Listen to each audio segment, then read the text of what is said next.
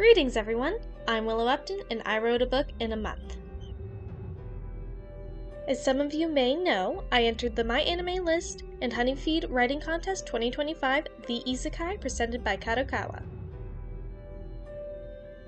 I didn't find out about the contest until I had arrived home after a family trip on August 30th when I got an ad on Google. I must have reread the contest rules about 10 times.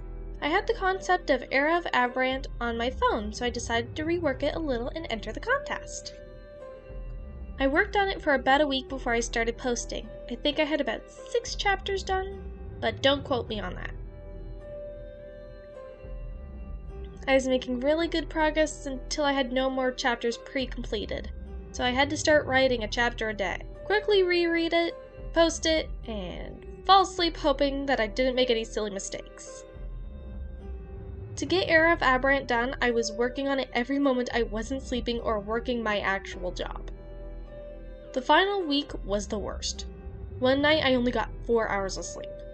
It got to the point my parents were getting worried. I promised them I would take a week off from writing and just relax, once I got Era of Aberrant done. I'd like to now take the time to talk about the changes I made between the initial concept and the final version of Era of Aberrant. If you haven't read Era of Aberrant, the link is in the description.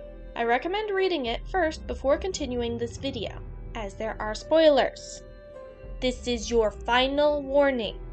Go read it. It is complete and is 50,075 words long. When I first came up with the concept for Era of Aberrant, Amice wasn't the main character. We were supposed to follow the story from Harriette's perspective. I changed it because it seemed a tad boring, and whenever anything interesting would happen, it would have to do with Amice. And for the plot to move on, we would have to go over to Amice's perspective.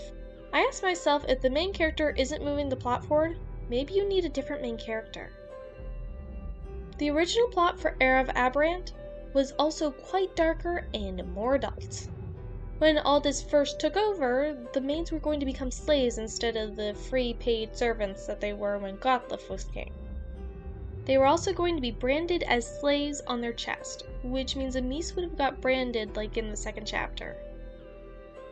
The maid's uniform was also going to be more revealing, and Amice would swear she only played the games for the plot and not for that reason. Ignatius was also going to tease Amice for having to wear revealing clothing. While on this topic, Amice was also going to be a lot more of a pervert, but she never would act on her impure thoughts, and that was supposed to be a contrast between her and Trocolon, someone who doesn't give in to evil impulse versus someone who tries to justify their wrongdoing. I cut these from the story as it made it too adult. I also felt like it would have made it harder to root for the people you were supposed to root for if I kept them the way they were. I made Narcissus and Camillus more tragic, broken heroes instead of the villains they were originally going to be. I don't remember exactly how it was supposed to happen, but Camillus was going to destroy his village on accident with a spell while practicing magic instead of an immediate revenge. I'm not going to get into Narcissus' backstory, as the full extent has not been revealed yet, and in the future I may want to make a sequel. Let me know in the comments if you want a sequel. As for the origin of Aldous trying to take over Bugalas, I didn't have a plan. I think in the original concept he just wanted to conquer the lands and evil war stuff, but I wanted to make him more misunderstood instead of simply evil bad man with soft spot for one particular lady.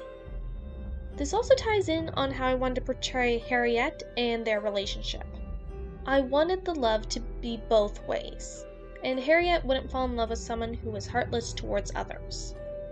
Aldous' sisters were also going to play a larger role, but I felt like the cast was too large and I couldn't write another subplot with any of them involved with the time constraints and the size limit for the contest.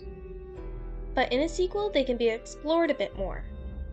Chapter 18 was actually supposed to wrap up a subplot with Viviana, but I changed it since I wrote her out of the majority of the book, and I wanted to focus more on the wedding and hyping it up. Amice was never supposed to become a lady. She was supposed to become the librarian, and she was supposed to be trapped in the library with her collar activating if she left the library. She was going to clear off a shelf and make it into a nest for her to sleep in. If you have any questions about Era of Aberrant or the Opal Pendant, feel free to ask. I'll be happy to answer any questions, even if you think they're silly. That's all for now. Willow over and out!